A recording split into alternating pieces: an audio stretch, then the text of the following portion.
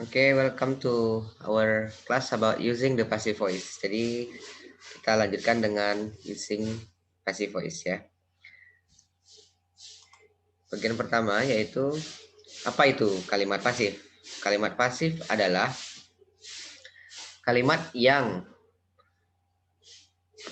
menyatakan bahwa pelaku daripada sebuah kegiatan itu letaknya dipindahkan. Contoh ya, dipindahkan ke belakang ya. Saya mengundang Susan misalnya. Jadi saya mengundang Susan. Jadi saya di situ sebagai subjek. Sayanya kan masih di depan. Jadi saya mengundang Susan, itu saya sebagai subjek.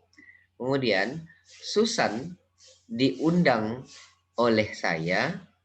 Nah, sayanya kan pindah ke belakang. Nah, jadi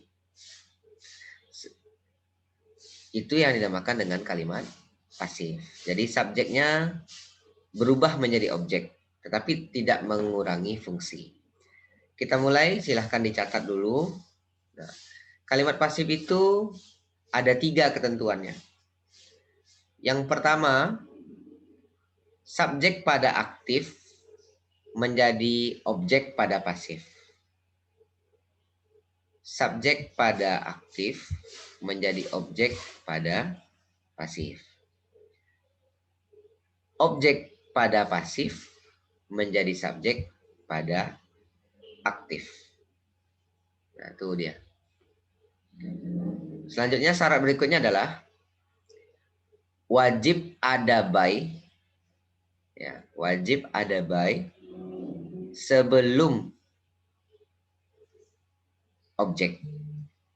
Jadi wajib ada by, by ya tulisannya, b sama y, by sebelum objek. Dan kata kerjanya harus ditambah dengan to be. Nah, jadi yang ketiga adalah kata kerjanya harus ditambah dengan to be. Nah, kata kerjanya tadi kata kerja yang digunakan kata kerja ketiga. Jadi kata kerja bentuk ketiga yang diikuti oleh to be. Mari kita lanjut ya. Nah, mari kita lihat di contoh ini. Tom eats mango. Tom eats mango. Tom makan mangga. Ini kalimat aktif. Kemudian menjadi mango is eaten by Tom. Nah, di sini kita bisa lihat. Mango is eaten by Tom. Mango di sini pindah menjadi subjek. Tom di sini berpindah menjadi objek. Itu syarat pertama ya, tadi ya. Subjek pada aktif menjadi objek pada pasif. Dan objek pada aktif berubah menjadi subjek pada pasif. Kemudian gunakan BY sebelum objek ya. Gunakan BY sebelum objek. Ini dia contohnya tadi ya. Dan sebelum kata kerjanya diberikan to be. Kata kerjanya diberikan to be. Nah, kata kerja yang diberikan to be itu adalah kata kerja bentuk ketiga. Oke. Selanjutnya, ini dia, ya, gunakan to be. Jadi harus menggunakan to be di sini. Kalau tidak menggunakan to be, dia tidak pasif namanya. Kita teruskan ya. Gunakan kata kerja ketiga. Itu dia, kata kerja ketiga digunakan. Nah, ini adalah syarat kunci daripada kalimat pasif. Nah, ini syaratnya. Kalau to be-nya menyesuaikan saja. Kalau past tense berarti was, were, kan gitu kan.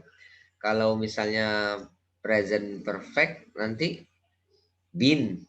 Kalau future tense dia pakai be saja. Oke, lanjut ya. Silakan nanti browsing lagi, belajar lagi. Dan ini nanti akan saya sampaikan pada di link YouTube ya. Di YouTube kita bisa tonton ulang. Selanjutnya ada gunakan by, kan begitu ya? Gunakan by, jangan lupa.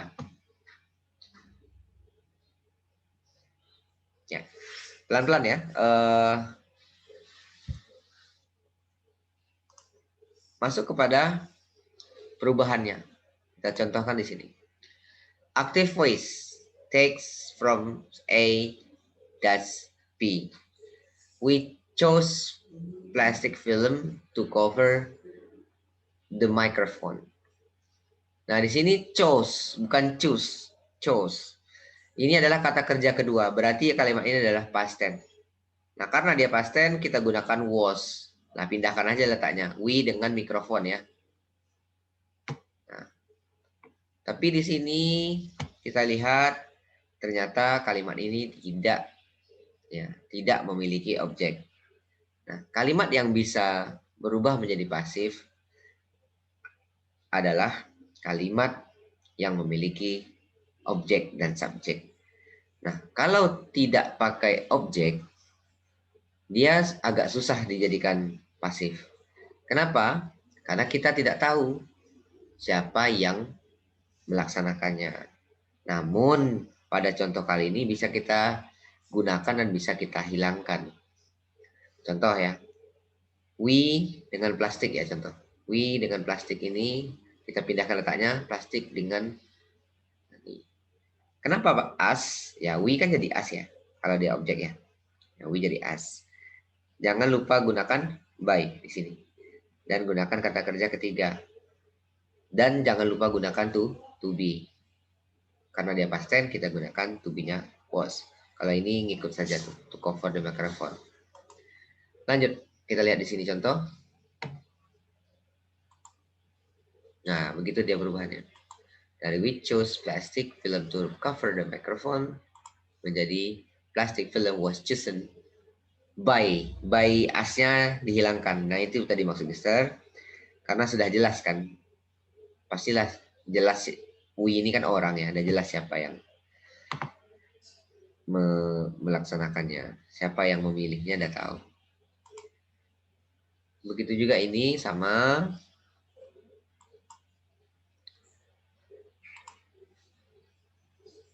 Ya, sama ya, tidak perlu lagi dijelaskan ini dengan yang penjelasan tadi sama saja. Workers install alarms.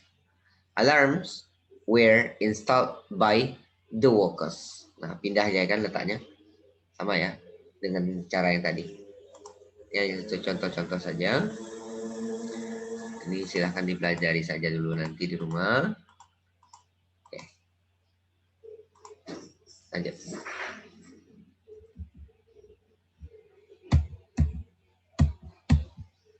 Next.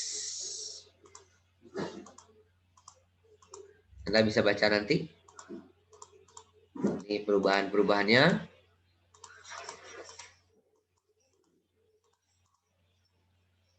Dan ini tabel perubahannya.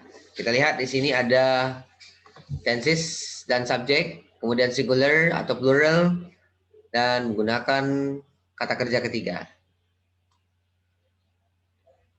Lanjut.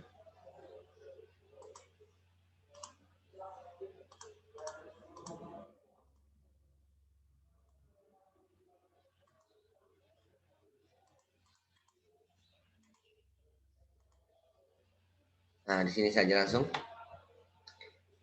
Artinya, dalam sebuah kalimat pasif itu yang paling penting adalah menggunakan to be dan menggunakan kata kerja ketiga.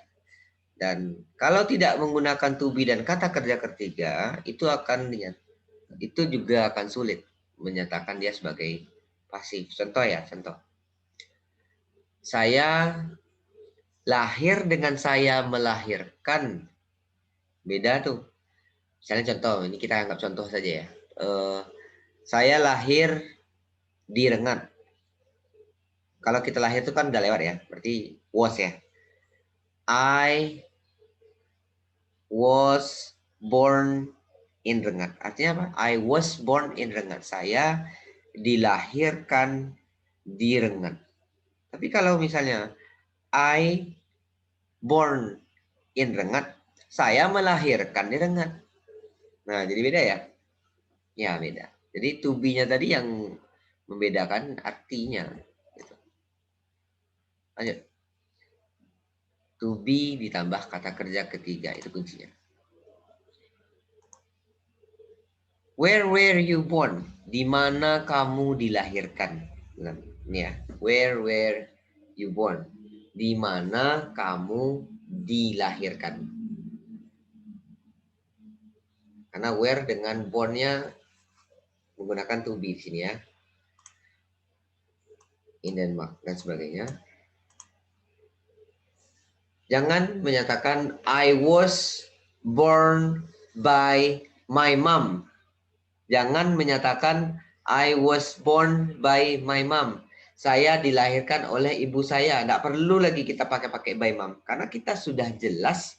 Nah makanya by-nya bisa dihilangkan. Itu tadi maksudnya di awal. By bisa dihilangkan apabila objeknya itu sudah pasti dan tidak mungkin orang lain gitu.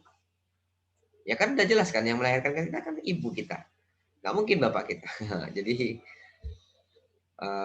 itu yang harus kita pahami ya. Lanjut.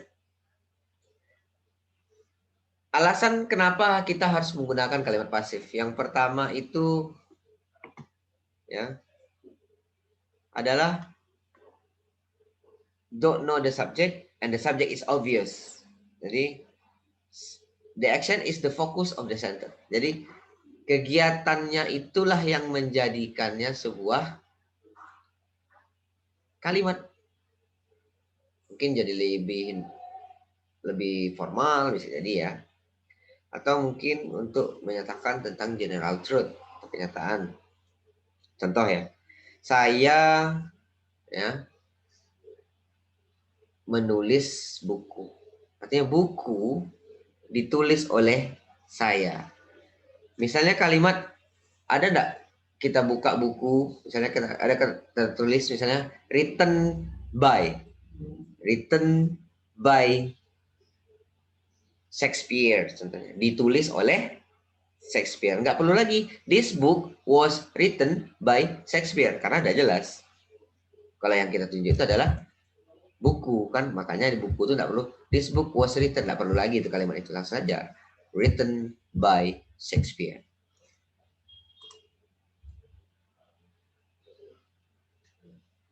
He is right. Mistakes were made. I think I made a mistake. Nah nih kalimatnya beda ya. Kalau di sini terkesan lebih formal ya.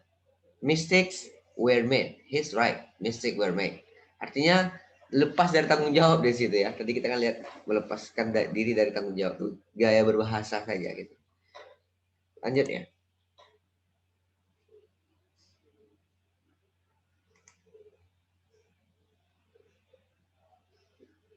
Di sini subjek memiliki tanggung jawab daripada sebuah kegiatan di situ. Kalau yang pada kalimat yang pertama dia menghindari tanggung jawabnya ya. Mistake was made. Berarti artinya dia tidak mau pula bilang I gitu. Kita tes ini nanti ya. The car was hit by the black SUV. The black SUV was hit by the police car. Jadi yang mana? Sama ya. Jadi kejadiannya sama, tidak ada masalah. Mau di depan ya, di belakang pun sama. Namanya accident ya. Lanjut, Obama. Ini apa ya? Titik-titik on Tuesday. Silahkan isi sendiri. Where's your laptop? My laptop. Titik-titik. Silahkan isi sendiri. Your t-shirt. I have no idea how that happened. Kenapa nih t-shirtnya? Coba cari tahu. You titik-titik fire. Apa ini di sini? Questionnya ada 10. Nanti Anda isi dan kirimkan nanti melalui grup. Ya. Selesai itu saja hari ini. Thank you.